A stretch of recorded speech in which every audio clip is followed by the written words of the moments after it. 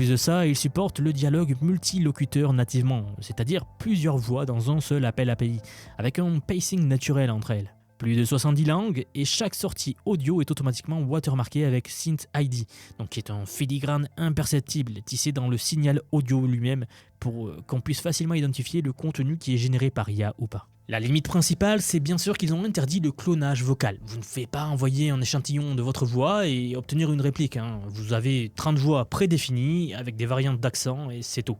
Mais ce qui manque en personnalisation est largement compensé par la finesse du contrôle expressif. Un développeur, Simon Willinson, a noté que les prompts efficaces pour ce modèle peuvent faire des centaines de mots.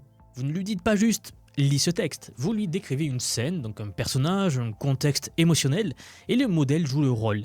On passe du text-to-speech au text-to-performance en quelque sorte. C'est ce qui s'était passé avec les modèles de génération par image par IA, souvenez-vous-en, on avait des versions comme Stable Diffusion où il fallait décrire mot par mot avec des virgules ce qu'on attendait d'une scène, et on est passé à du prompting contextuel, donc on décrivait comme on parlerait à quelqu'un une scène. Et c'est gratuit pour commencer, tir gratuit disponible. Puis ensuite c'est $1 par million de tokens texte en entrée et $20 par million de tokens audio en sortie. C'est accessible, c'est utilisable aujourd'hui via l'API Gemini, Google AI Studio ou Vertex AI pour les entreprises. Maintenant, prenez un pas de recul sur tout ça. Si je résume cette semaine en une phrase, ce serait celle-ci. Le moment où l'open source continue de rattraper le closed source. Ce n'est plus un horizon lointain, c'est maintenant.